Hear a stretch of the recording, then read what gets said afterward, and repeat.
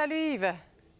Salut Marie-Christine. Eh bien, tout un dossier quand même, celui de l'avocat Daniel Rochefort, qui, faut le dire, Yves, est un avocat connu, là.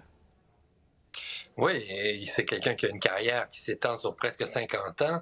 C'est quelqu'un qui faisait du litige général, mais qui a été connu en particulier parce qu'il a représenté plusieurs policiers. Moi, je me souviens de lui, notamment à la commission d'enquête sur la Sûreté du Québec, la commission Poitras, et il était l'avocat de policiers.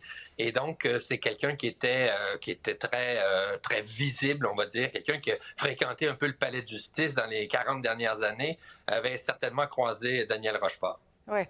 Faut dire aussi, suivant son congédiement de l'Université de Montréal, ce qu'on a pu lire aussi dans le jugement du tribunal d'arbitrage, c'est qu'il a multiplié les recours pour contester justement ce congédiement-là.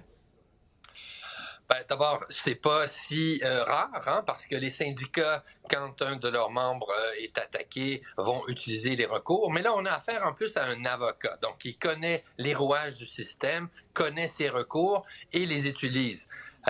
Mais ça s'est retourné contre lui, Marie-Christine, parce que quand il est arrivé en contestation, il y a une autre victime, entre guillemets, une autre personne qui a été victime de harcèlement, qui est venue témoigner contre lui et qui n'était pas dans le premier dossier.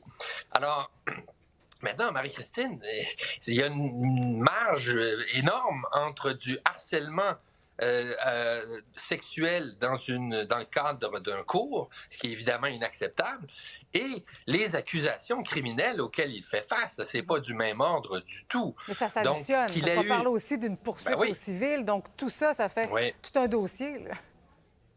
Qu'il ait eu une mauvaise réputation comme professeur, que ça circule parmi les étudiantes, c'est déjà étonnant qu'il ait pu garder son poste si longtemps. Mm-hmm. Les gens hésitent à porter plainte, c'est toujours la même chose. Et puis ensuite, c'est une question de preuve, et puis c'est compliqué, et puis bon, la session est terminée, et puis peut-être que après ça, on veut pas s'embêter avec ça. Surtout quelqu'un qui va contester comme ça. Mais là, on a affaire, comme je disais, à des crimes sexuels extrêmement graves.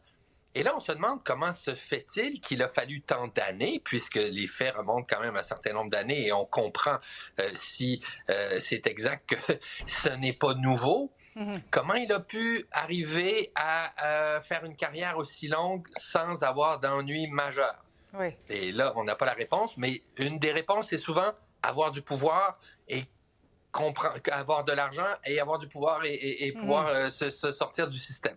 Oui, bien, on va suivre en tout cas ces procédures judiciaires de près. Merci beaucoup, Yves.